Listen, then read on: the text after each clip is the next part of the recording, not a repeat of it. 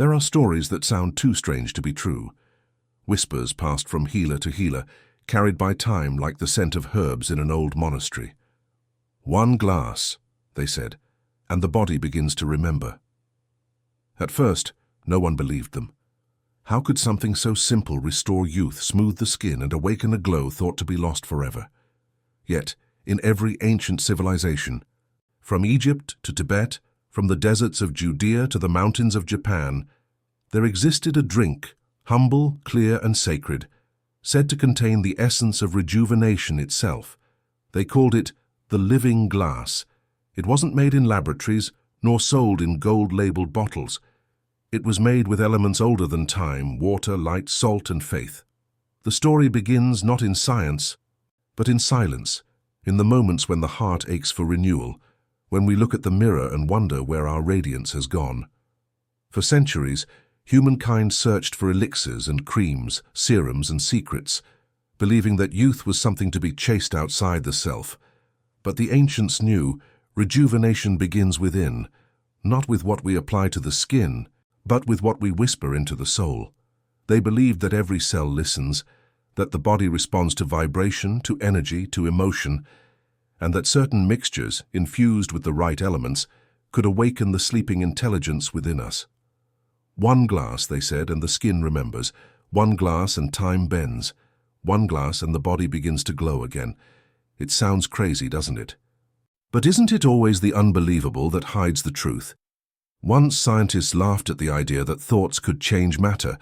Now they study frequencies, vibrations, quantum coherence, the invisible field that links everything to everything. Ancient healers didn't need microscopes to know that water was alive. They could feel it. They prayed over it. They sang to it. They watched it shimmer in the moonlight and saw reflections of divinity. They believed that water was the most obedient substance in the universe, that it could remember intention, emotion, even prayer. And so they created rituals. Each morning, before the first light touched the horizon, they would mix water with a few sacred ingredients: honey, salt, sometimes lemon, sometimes a single drop of oil from the olive tree, and they would speak to it. They would whisper blessings, gratitude, and love. Then they would drink. It was not a potion, but a prayer in liquid form, a ritual of remembrance, a conversation between the body and the divine. And as the sun rose, something in their faces changed, their eyes brightened, their skin seemed to drink light itself. Modern eyes may see superstition, but there's more to this than faith. Recent discoveries in water memory, bioresonance, and the molecular effects of positive emotion suggest that the ancients were not naive. They were attuned. They understood coherence. They knew that emotion could alter matter. The Japanese researcher Masaru Emoto once froze droplets of water that had been exposed to words of love, and the crystals formed perfect symmetrical patterns. When the same water was exposed to words of hatred or anger, it fractured into chaotic, lifeless shapes. What if our bodies, made mostly of water, react the same way? What if every emotion we feel, every word we speak, shapes us from within? Then what would happen if each morning we chose to drink consciousness itself, infused with intention, vibration, and natural elements tuned to the frequencies of renewal? That's what this forgotten ritual teaches, that the skin is not a mask but a mirror, reflecting the harmony or disharmony within. There is an ancient manuscript found near Mount Sinai, attributed to early Essene healers, describing a ritual that rejuvenates the temple of flesh through the water of dawn. It spoke of a sacred combination: pure water touched by the sun's first light, stirred with the salt of the earth, sweetened by the nectar of the bee. The ritual had to be performed in silence, for silence itself was considered the language of the divine.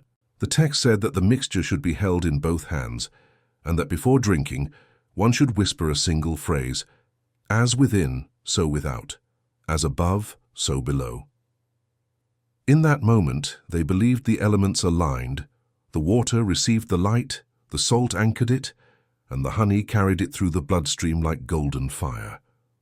Within 7 days, the elders wrote, the skin shall reflect the light it drinks. For centuries, that teaching was dismissed as mysticism.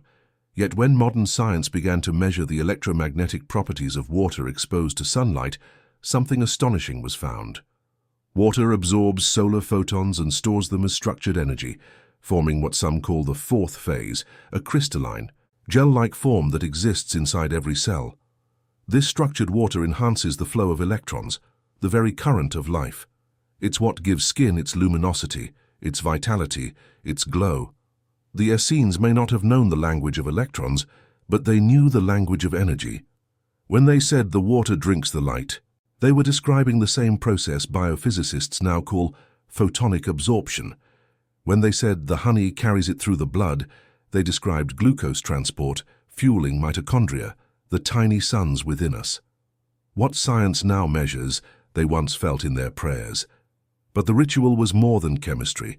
It was an act of remembrance.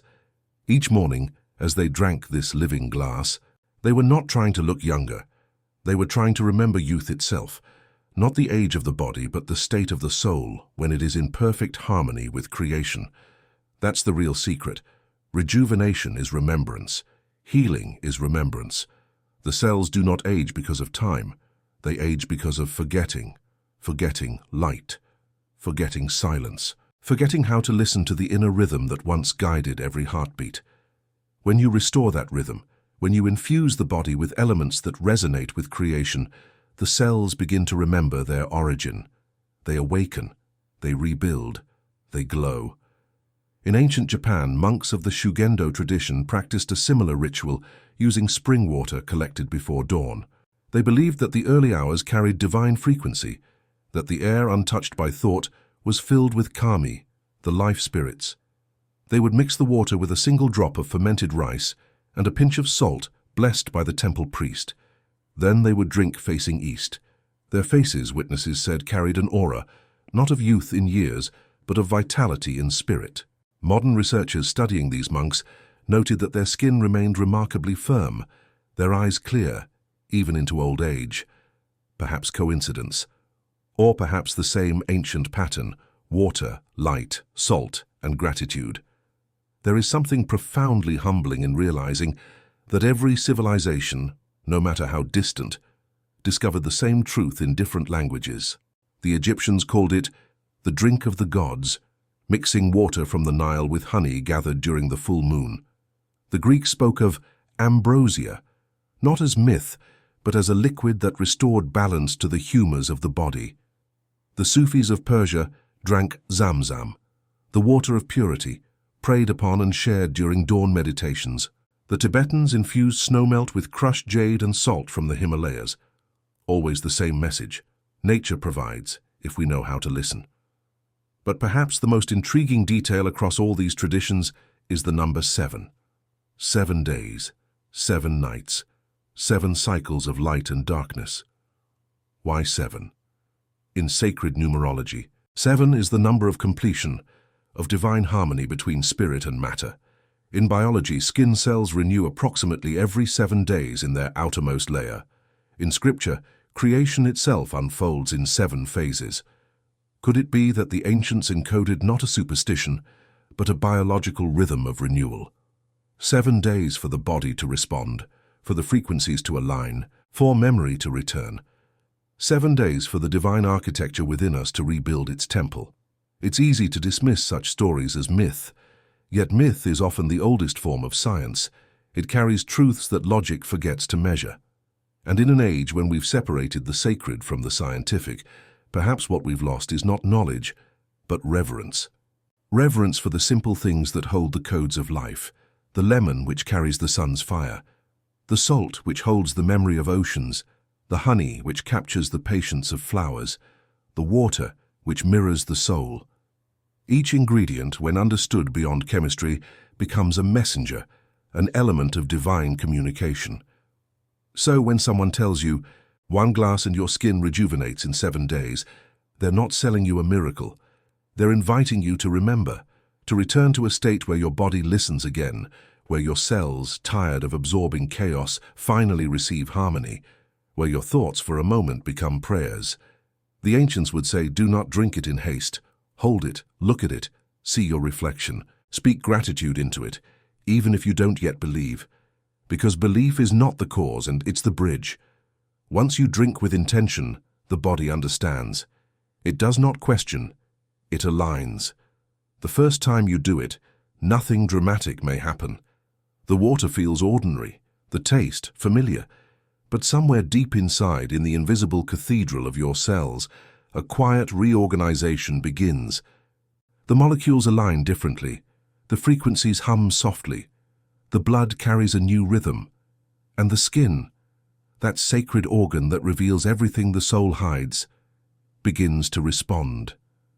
The glow does not come from outside, it rises, like light remembered. The people who practice this ritual often said the same thing. I feel lighter, not just in body, but in spirit. I sleep deeper. I smile without reason. These were signs of coherence and of harmony returning. The wrinkles, they said, softened not because of magic, but because the face mirrors the heart. When the heart relaxes, so does the skin. When the soul expands, the body follows. We live in a time that demands proof for every mystery, but perhaps the proof lies not in laboratory tests, but in silence. In that unexplainable moment when you feel peace flowing through your veins, when you wake one morning and see your reflection, softer, calmer, brighter, and you can't explain why. That's not placebo, that's remembrance. That's the body saying, I remember who I am. And maybe, just maybe, the reason this truth feels unbelievable is because we've been taught to distrust simplicity. We think healing must be complicated, expensive, wrapped in technology. Yet the most powerful remedies are always humble. A glass of water, a drop of sunlight, a word of gratitude. Together they awaken forces no machine can replicate. The question is not whether the ritual works. The question is whether we still know how to believe in the language of creation. Because the moment you remember that belief is an energy, measurable, transferable, real, you'll see that every prayer you whisper to the water changes you. It becomes a mirror that returns not what you fear, but what you are ready to become. In the days to come, we'll trace the path of this sacred glass, through monasteries, through deserts, through forgotten libraries and modern labs. We'll uncover why ancient healers guarded it so carefully, and how modern science is finally beginning to rediscover what they already knew. But before that revelation unfolds, pause. Pour yourself a glass of water. Hold it gently. Look at it as though it's alive, because it is. Whisper something kind into it, and when you drink, know that you are not consuming, you are connecting. The journey has just begun. Some truths arrive like thunder, but others descend like mist and silently, softly, until you can no longer tell where your breath ends and the air begins. The revelation about this sacred glass is not a discovery of something new, but the remembering of something ancient, a truth that lived in the whispers of sages, in the silence of monks, in the forgotten pages of manuscripts that time nearly buried. What we call a miracle was once daily practice. What we call superstition was once science wrapped in poetry. To understand the power of this single glass, we must step backward into a time when every element had a soul and every sip of water carried prayer. The ancients believed that water was not just a substance, but a medium, a bridge between the seen and unseen. They said that the body is made of clay, but it lives because of water. They taught that when water enters us, it doesn't simply hydrate the flesh, it records us, it listens, it absorbs the story we tell ourselves about who we are. And then it writes that story into every cell. This is why those who lived close to nature took such care before drinking. They would never touch water with anger, never drink it in haste. They would bless it, speak softly to it, and wait until their own energy was calm. For they knew angry water remembers, and grateful water heals. In the lost temple of Abydos, deep within Egypt's sandstone corridors, archaeologists found carvings depicting figures pouring water through golden basins. Each basin was surrounded by symbols of light, rays, stars, and spirals, suggesting that the water was being charged before consumption. The inscriptions spoke of the divine elixir that renews the flesh through the light of Ra. Modern translators dismissed it as religious imagery, but hidden in the hieroglyphs are numbers, frequencies. The spiral represents vibration, the wave represents resonance. To those who can see, it's not myth. It's physics written in sacred form. The Egyptians were encoding a process, the harmonization of water with solar energy. When sunlight touches water, it changes its structure, forming what scientists now call exclusion zone water, a phase that carries electrical charge and stores photonic energy. When the priests called it the light of Ra in liquid form, they were describing exactly that. This idea did not die with Egypt. It echoed through Greece, where Pythagoras taught that all matter sings, that the universe is music, and that water, being the purest element, holds the clearest note.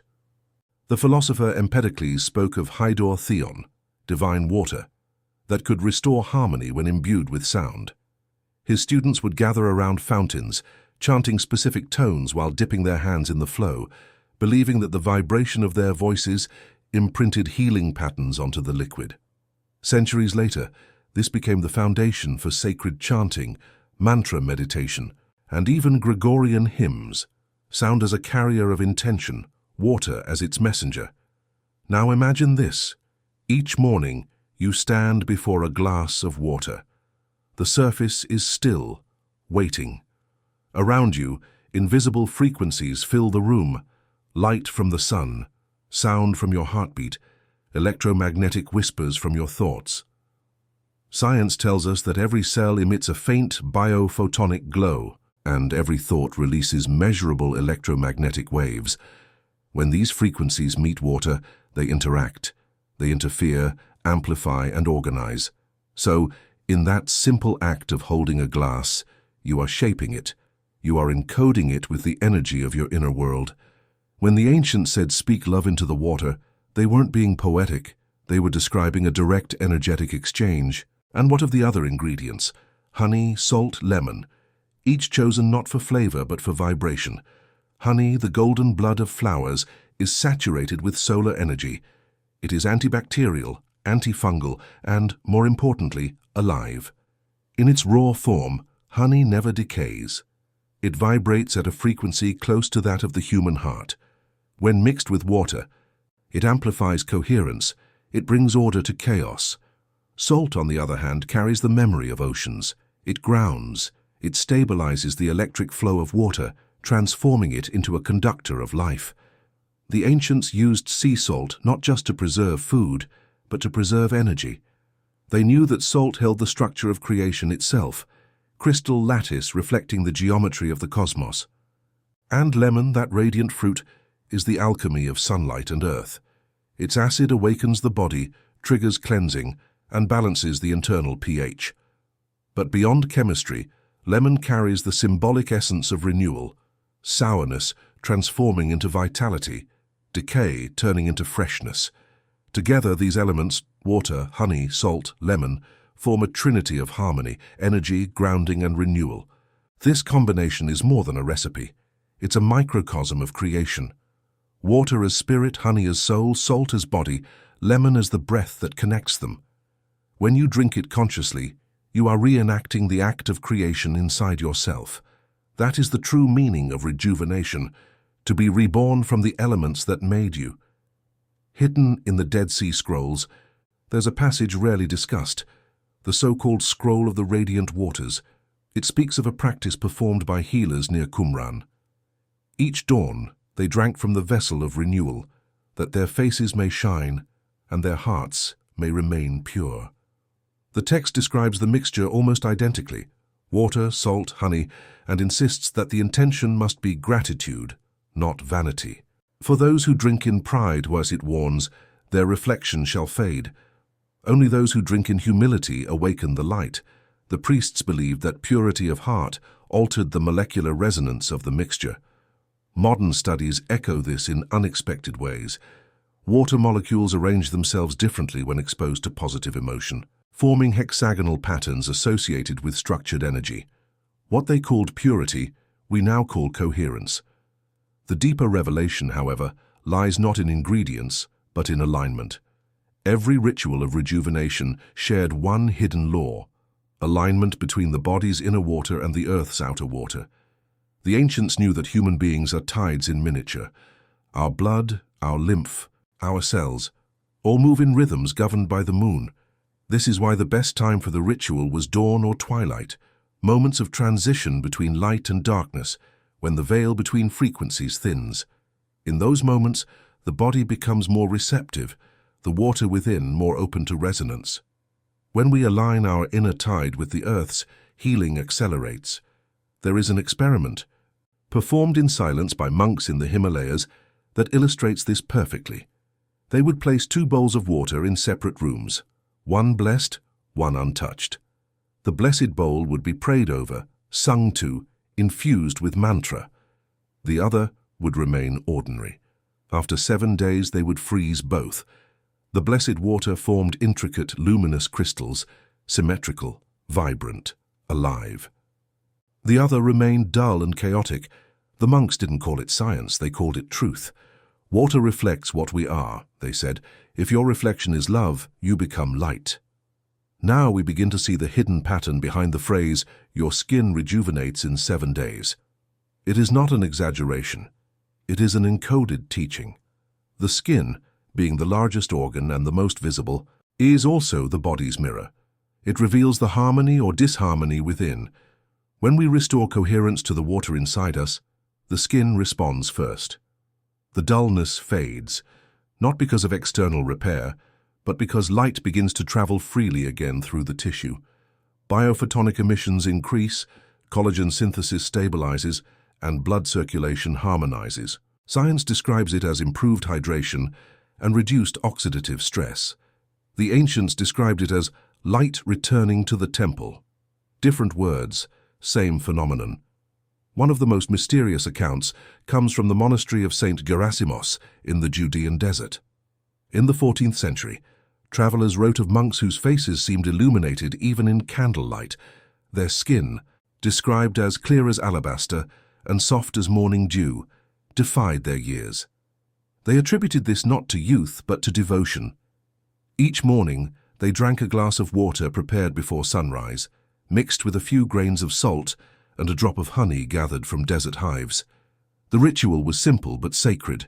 They would hold the cup in silence, chant a short prayer, "May light dwell in this vessel, may peace dwell in this heart," and then drink.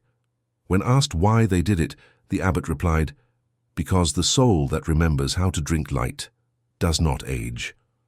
Centuries later, when samples of that monastery's spring were tested, scientists found it unusually rich in minerals, particularly silica, a compound that strengthens connective tissue and enhances skin elasticity.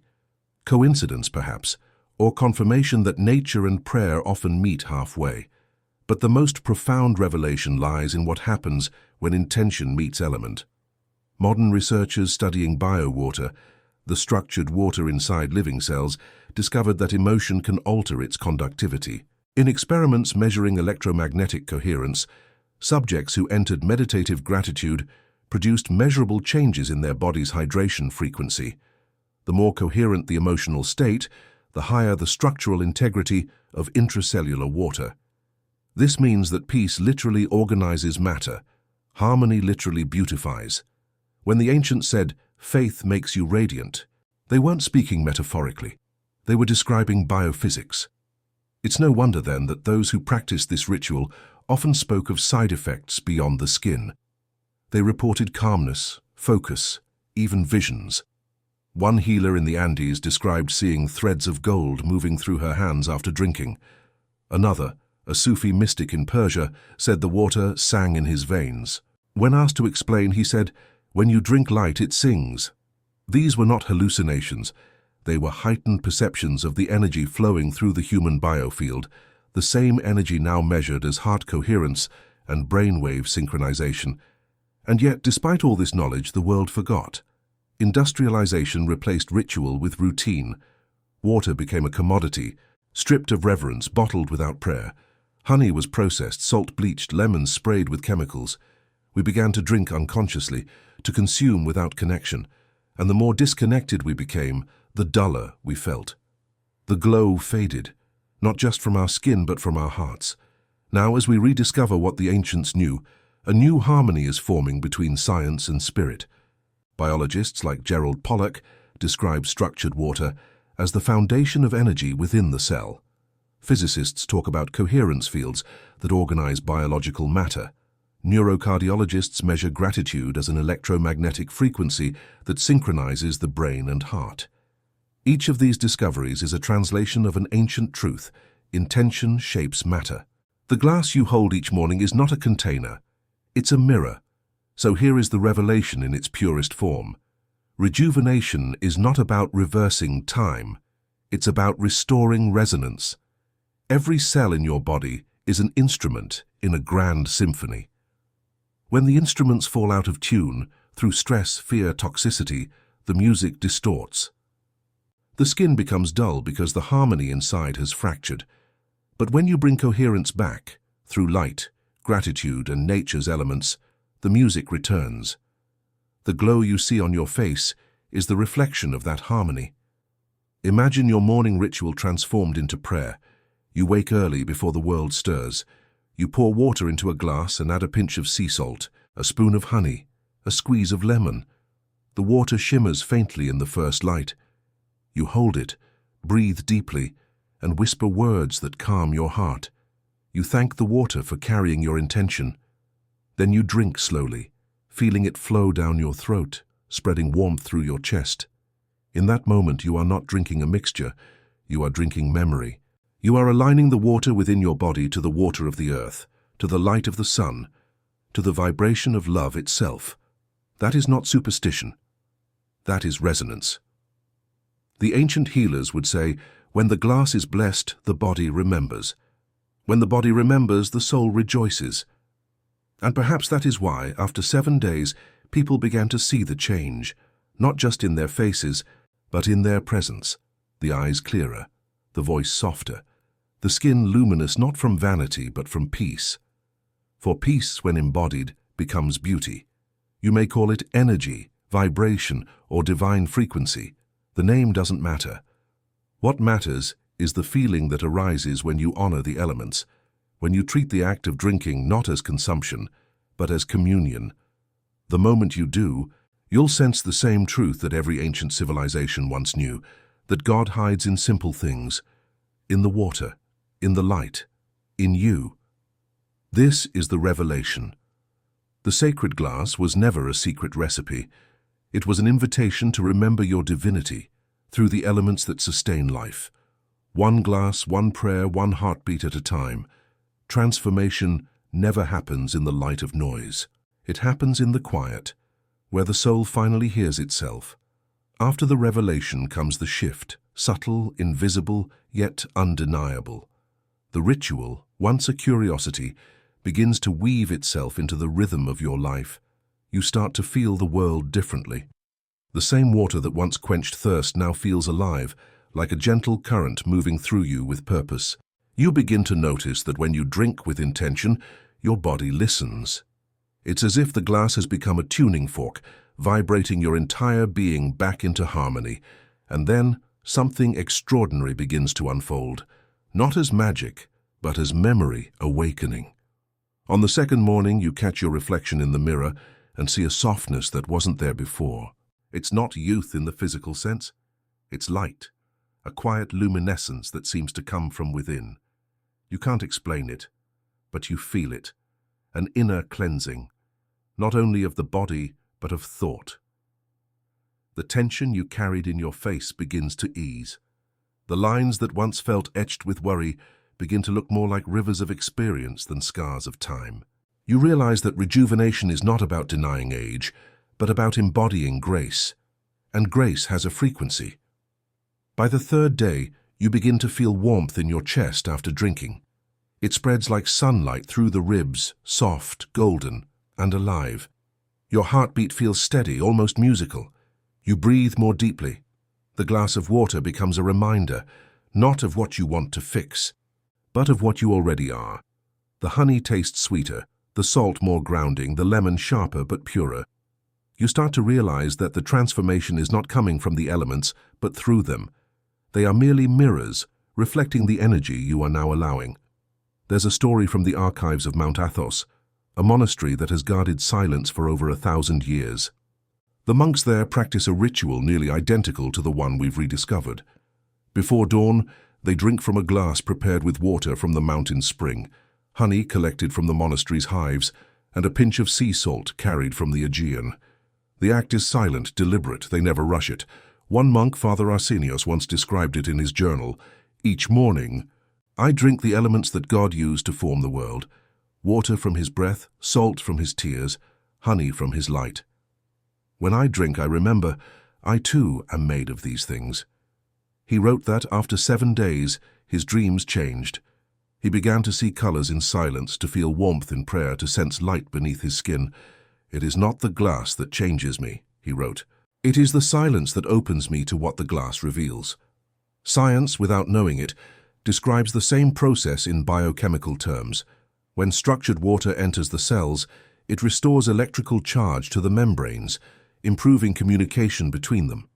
It stabilizes proteins, enhances hydration, and optimizes enzymatic function. Mitochondria, the small power stations inside every cell, begin to produce energy more efficiently. This energy is not just physical, it is visible. Biophotons, the particles of light emitted by living systems, increase. The more coherent the body's internal water, the more luminous the human field becomes. And so the ancients' phrase, "Your skin shines with light," turns out to be literal. Your body radiates. You become a living lamp of divine geometry. By the 4th day, the transformation deepens. It's not just in your skin, it's in your perception. You start to notice beauty everywhere, in the way light falls on a leaf, in the way the morning air feels like silk, in the way silence begins to speak. Your mind, once cluttered, begins to settle. Thoughts lose their harsh edges. You respond more gently. You forgive more easily. You start to understand that healing was never about fixing the body.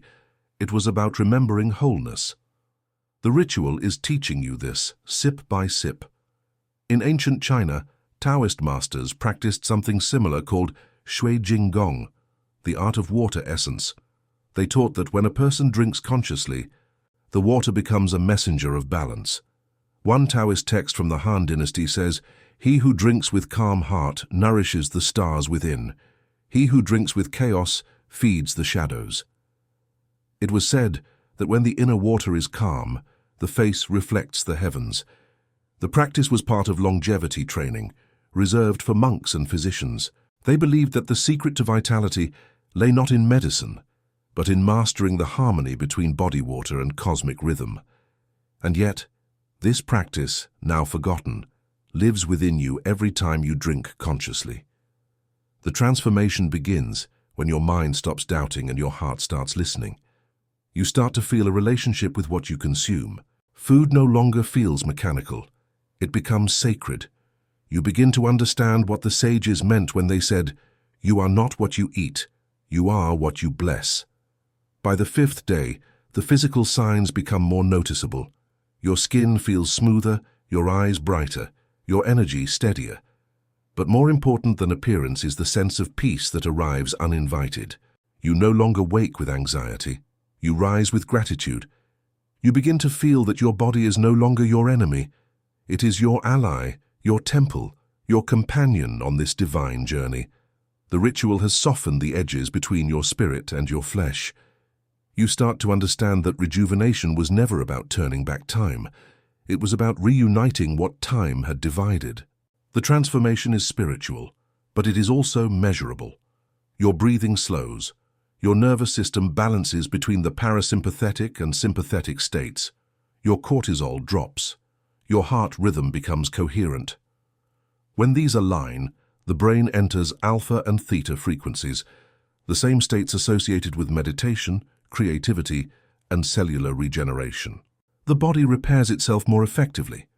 Collagen synthesis increases, oxidative stress decreases, and the skin literally begins to rebuild from within. But even this is just the surface reflection of a deeper transformation, one that cannot be captured in data, but only in presence. One morning, as you drink, you remember the story of the desert monk who healed a dying traveler with nothing but water and prayer. The traveler, scorched by sun and thirst, could barely move. The monk gave him water from his flask and whispered, "May this carry light into your blood." Within hours, the traveler regained strength. When asked how it was possible, the monk said, "Because I didn't give him water, I gave him remembrance." That phrase stays with you. Every sip you take now feels like remembrance, of light, of love, of something ancient inside you that refuses to die. By the 6th day, something subtle shifts in your awareness. You begin to sense that the elements have become extensions of your soul. Water no longer feels separate, it feels like kin. When you wash your face, it feels like an act of blessing. When you bathe, you feel immersed in a sacred womb. You begin to realize that your skin, your body, your thoughts, all are made of the same source. And suddenly you understand why the ancients called water the mirror of God. You see yourself reflected not as a collection of flaws, but as a shimmering pattern of light. There is a passage in the Upanishads that whispers, "As rivers lose their name and form in the ocean, so the wise lose theirs in the infinite self." Drinking with intention is like returning to that ocean. Each glass is a surrender, a dissolution of separation. The self that thought it was broken begins to dissolve, and what remains is the self that has always been whole.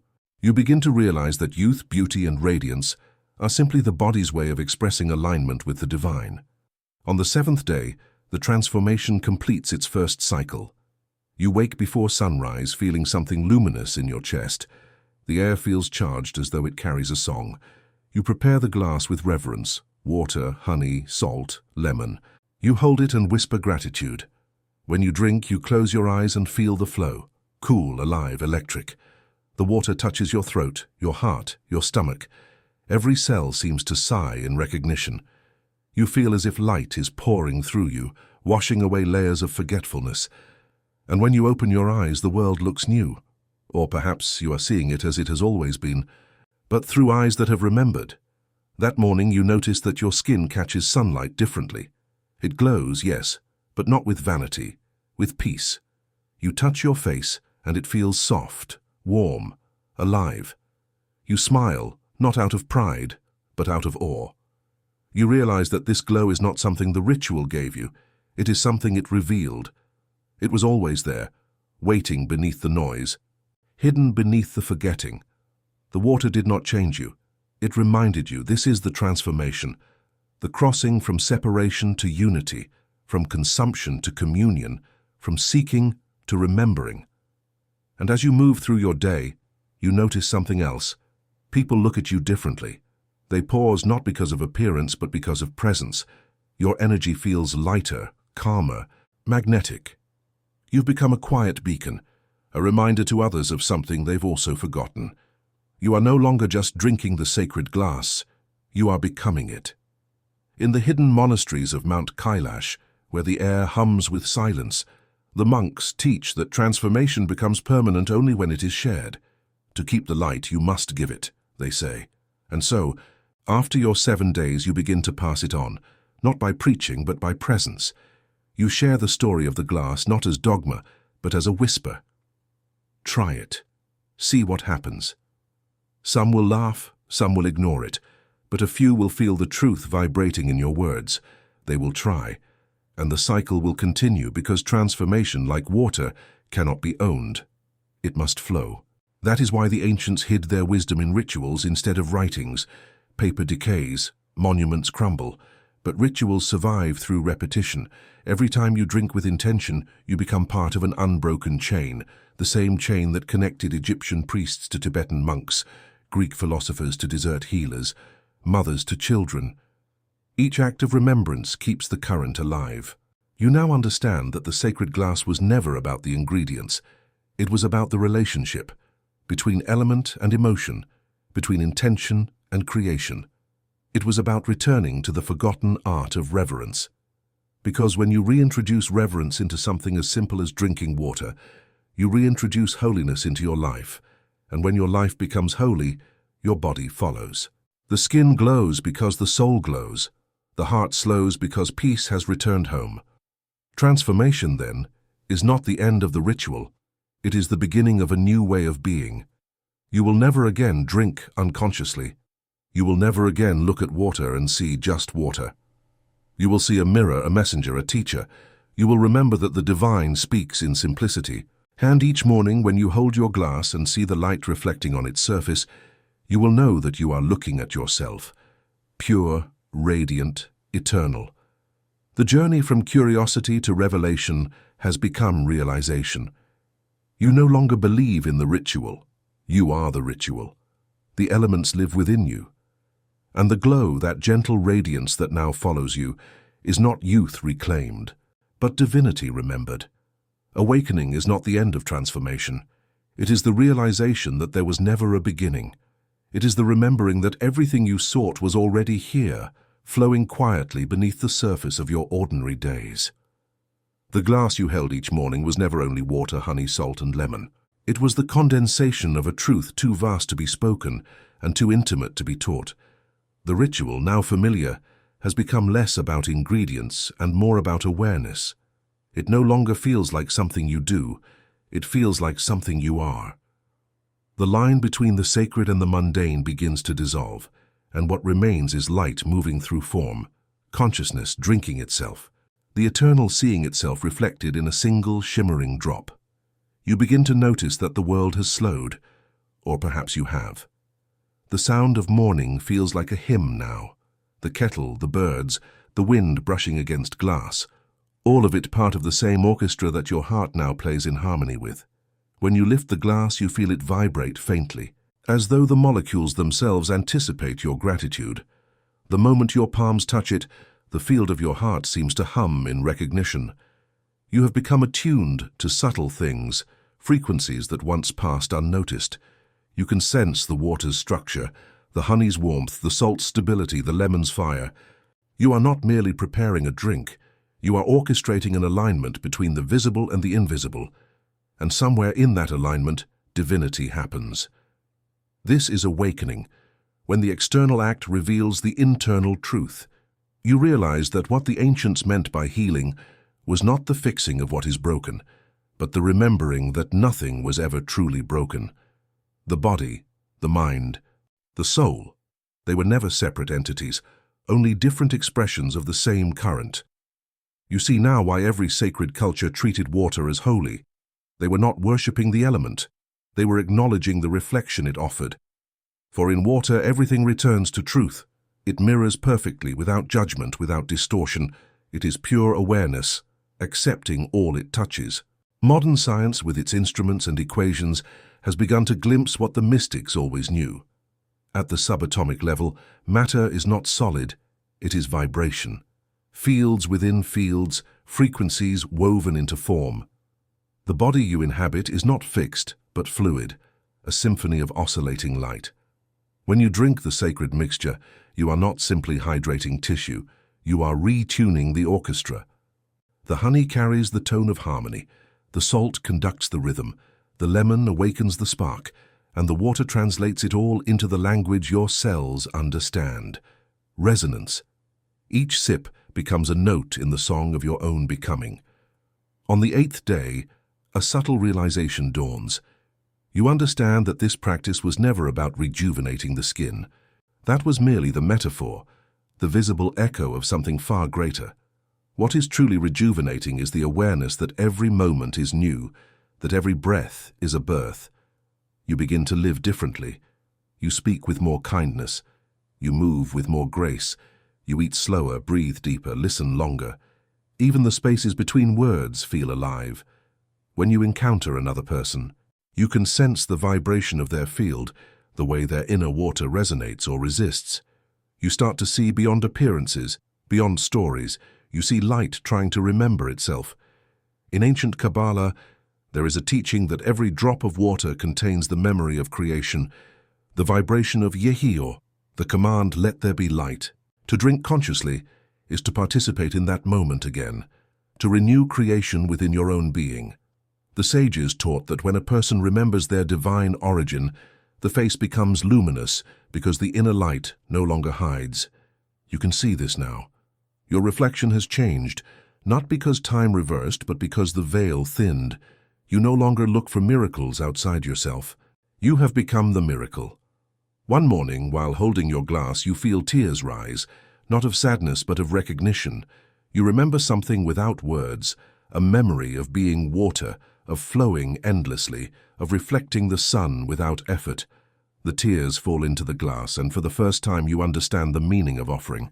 The water has received you as you have received it. There is no separation. You drink it slowly, and the taste carries the sweetness of eternity. The body continues to shift, but now you see those shifts as communication, not correction. The skin's glow, the warmth in your hands, the clarity in your eyes. They are love made visible. Your emotions move more freely.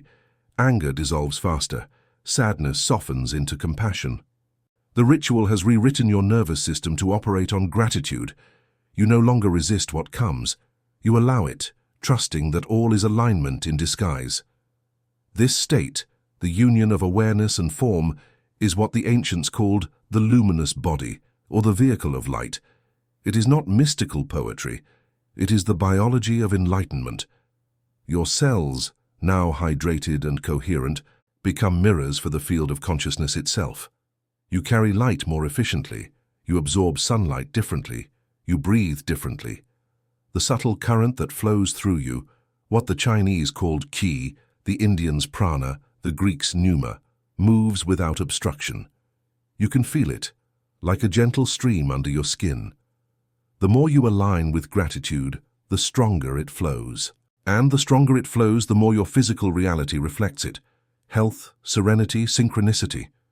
One night, you dream of standing beside a great river that glows faintly in the moonlight. Its surface ripples with stars. You step into it and feel no cold, only recognition. The water embraces you and you hear a voice, not outside but within, say, "You have always been this." When you awaken, your body tingles as if the dream has followed you. You rise before dawn and prepare the glass, understanding that this act is a continuation of that dream. Every sip, every breath, every heartbeat is the river speaking. Awakening changes the way you perceive even the simplest things. You realize that food, air, sunlight, conversation, everything is an exchange of frequencies. Every moment is nourishment if received with awareness. The boundary between physical and spiritual dissolves completely. The glass on your table is no longer just glass. It is the chalice of the universe, the vessel through which consciousness remembers itself. Ancient texts describe the awakened ones as those whose faces shine though no lamp is lit. They were not speaking of divine privilege, but of alignment. When the inner elements, water, fire, air, earth, and ether, harmonize, light naturally radiates outward. You can feel this now. You sense it in others too. Some people glow not because of what they wear or do, but because of what they have remembered. They carry silence within them like an invisible halo. You are becoming one of them. In the monasteries of Mount Tabor, there is a prayer recited only once a year during the ritual of illumination. May the water within us return to the river of light. That phrase captures what awakening truly means, the return. You have not acquired new knowledge, you have reconnected to what was always yours. You begin to live guided not by will, but by attunement. You notice that opportunities align more effortlessly. People arrive when needed. Synchronicities multiply. You begin to understand that the same intelligence orchestrating the spiral of galaxies also flows in your bloodstream. And as this realization deepens, fear begins to lose its grip. How could you fear when you see that everything is part of one current? Even aging. Once something you resisted, now feels sacred. Each wrinkle becomes a brushstroke of time painting experience onto form, but you notice that they no longer deepen as before. They soften, not because you fight them, but because you have stopped fighting yourself. The body mirrors the soul's peace. The more you accept impermanence, the more you reflect eternity. In the quiet of your mornings, you begin to hear silence differently. It is no longer emptiness, it is fullness, vibrating with possibility. You feel gratitude not as a thought, but as a frequency that hums through your chest. You realize why the ancients whispered blessings into their water. Gratitude is the sound of alignment. When you speak it even softly, reality responds, and so you begin to live in dialogue with existence. Every drop of rain feels like communion. Every meal feels like an offering. You understand now that the sacred glass was merely the beginning, a key opening a much larger door. the door to living consciously. You no longer see yourself as a seeker, but as a participant in the cosmic conversation. You give thanks not because life is perfect, but because it is alive. And that aliveness is the miracle itself. Awakening is gentle, not dramatic. It doesn't tear away illusions. It lets them dissolve like mist in morning sun. It doesn't shout truth. It whispers it through the rhythm of your breath. It doesn't grant power. It reveals humility. You realize that true mastery is not control. It is surrender. When you stop grasping, life flows through you with ease. The glass taught you this. To receive, you must open. To be filled, you must empty. The mystics used to say, the ocean cannot pour into a full cup. And so, the more you let go, the more you overflow. You no longer need to force change. You live as the river lives, following the path of least resistance, carving valleys of peace wherever you flow. And the irony of awakening is that it feels both infinite and ordinary. You still wash dishes, pay bills, walk through rain, but each act feels drenched in meaning. The sacred has merged with the simple. The glass of water on your table, once a symbol of mystery, is now your teacher in every form. There is one last realization that seals this awakening. The understanding that healing is never personal. When you heal, the world heals a little with you. Every coherent field of gratitude, every ripple of peace, subtly organizes the collective water of humanity. You are not an isolated droplet. You are part of the ocean. Your glow illuminates others even if they never know why. The same light that rejuvenated your skin is now radiating outward through your presence, touching lives silently, invisibly. That is the ultimate revelation. To heal yourself is to participate in the healing of the world.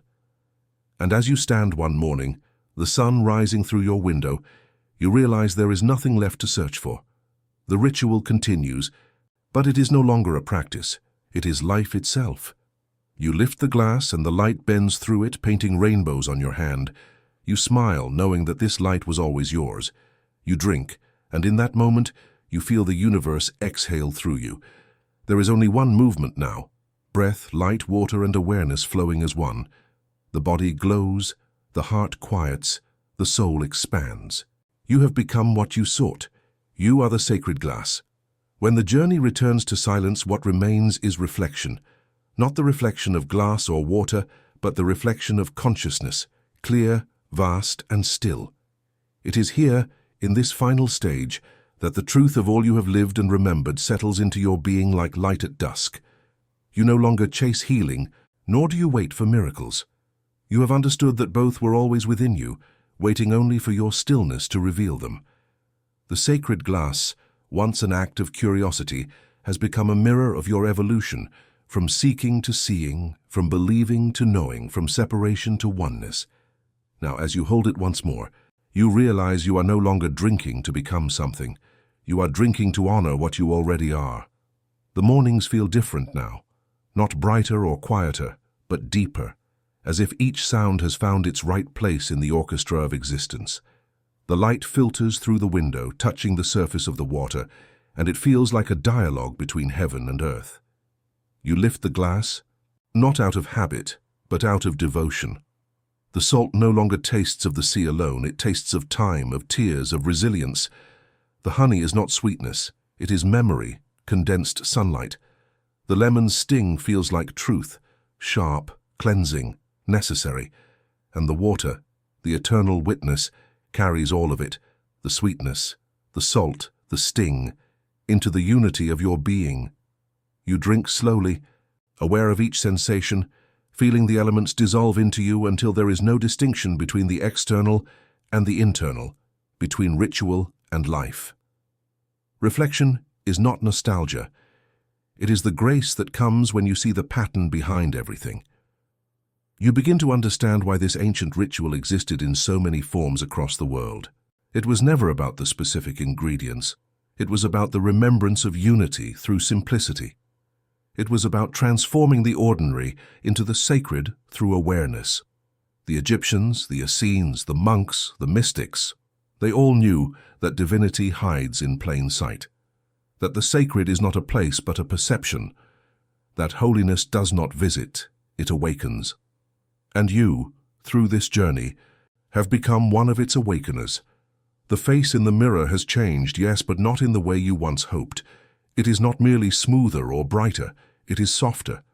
There is peace in your eyes that was not there before.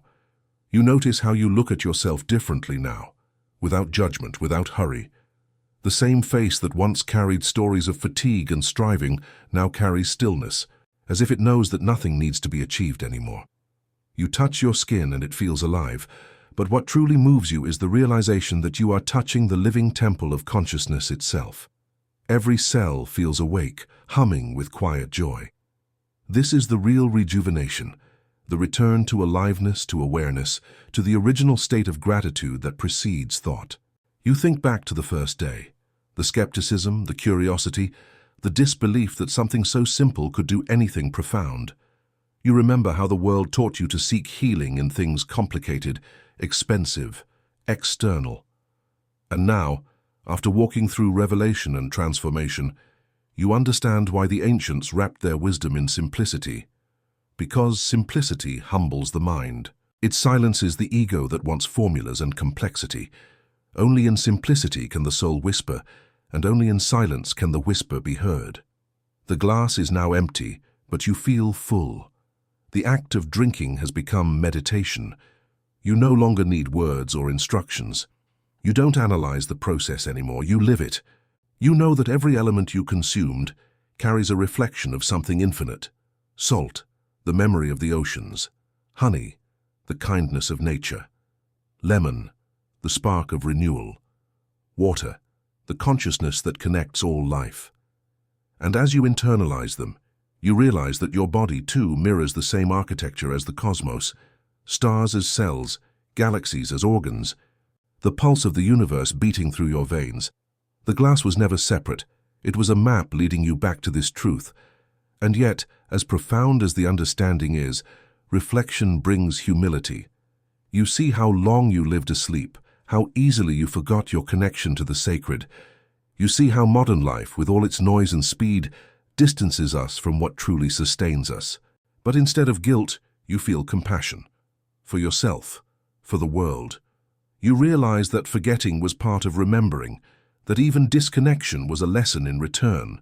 The ritual was never about escaping the world, it was about sanctifying it, about learning to see the divine not only in monasteries and mountains, but in kitchens, in cups, in the small quiet acts that make up a life. You begin to understand gratitude differently now. It's not a fleeting emotion, it's a state of consciousness. To live in gratitude is to live in resonance with the truth that all things serve your awakening, even the painful ones. You remember how the lemon's sharpness balanced the sweetness of honey, how the salt grounded the purity of water. It was always teaching you that life too requires contrast. That bitterness has purpose, that tears cleanse, that joy cannot exist without sorrow's depth. You see the perfection in imperfection, the symmetry in chaos, the beauty in aging, the sacredness in every moment you once called ordinary. Sometimes you find yourself gazing at water longer than before, watching how it moves, how it reflects, how it holds light. You realize that water is the perfect metaphor for consciousness. It takes the shape of whatever holds it, yet remains unchanged in essence. It reflects without clinging, flows without resisting, nourishes without choosing. You aspire to live like that now, to move through life fluidly, to reflect truthfully, to give freely. The ritual has taught you that mastery is not dominance, but flow. That power is not control, but presence. Reflection also brings clarity about the world around you. You begin to see how disconnected humanity has become from its sacred rhythm. We pollute what sustains us. We rush through rituals of living. We fill silence with noise. You feel sadness for this forgetfulness, but also hope, because you know that remembrance begins with one act. One person drinking consciously, one soul rediscovering stillness, one heart choosing gratitude over fear, and from there, ripples form. You become a ripple, and those who cross your path begin to feel something different in you. Peace without explanation, presence without effort. You've become a quiet teacher simply by being. There is an old Sufi saying, when the heart becomes clear, it turns the world into scripture. You now understand this not as poetry, but as truth. Every leaf, every drop, every face becomes a verse of the same divine language. You read life differently now. You listen not just with ears, but with being.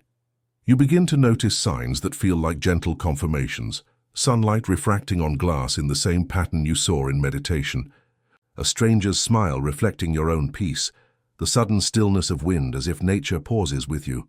You realize that creation has always been speaking. It was you who had forgotten to listen. And so, you listen. You walk slower. You breathe deeper. You live as if each moment were a ceremony, because it is.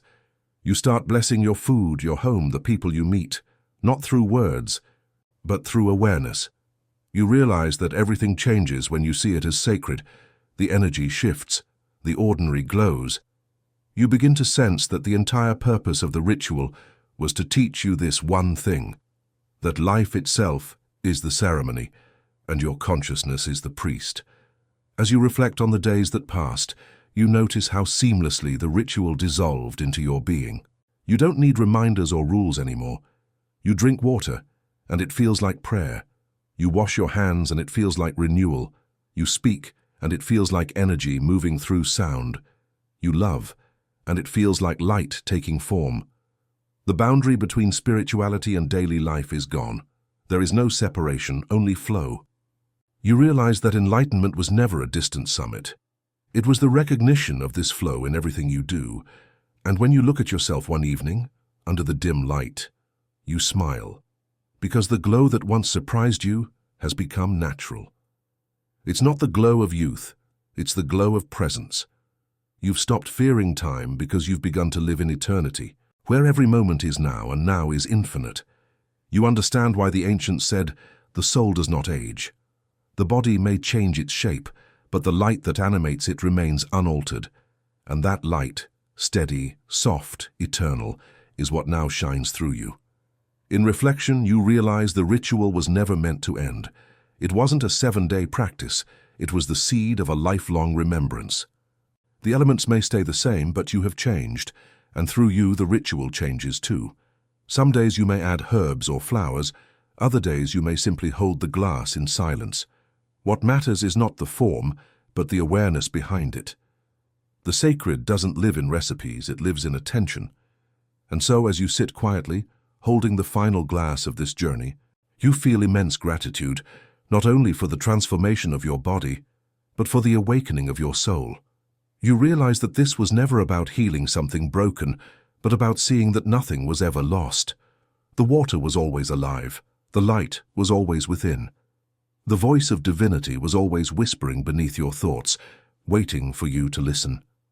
You take the final sip, and as the water touches your lips, you feel an immense stillness, not emptiness but fullness, like the pause between two waves, where everything is present, yet nothing is grasped. You close your eyes and hear your heartbeat. It sounds like the ocean. You remember the words carved on the temple walls of Abydos, as above, so below, as within, so without. And you finally understand them, not intellectually but experientially. You are both the ocean and the drop, the drinker and the water, the seeker and the found. As the sun sets and its reflection dances on the empty glass, you whisper a final blessing, not to the elements but to life itself. Thank you for remembering me. And in that whisper, the entire journey collapses into one truth, the same truth the ancients guarded, the same truth every soul longs to remember, that healing is the return to wholeness, and wholeness was never far. It was here, in the quiet rhythm of your breath, in the sacred geometry of your cells, in the shimmering reflection of a simple glass of water. And so, the ritual continues, not as an act, but as a state of being. Every day, every breath, every sip becomes a new verse in the hymn of remembrance. You no longer ask what will happen in 7 days. You live as though eternity happens now. The light within you no longer flickers. It radiates steadily, gently, endlessly. The body glows, the mind rests, the soul smiles. The journey has no end because the truth has no distance. You have arrived where you began, in the heart of the sacred, within the stillness that heals all things.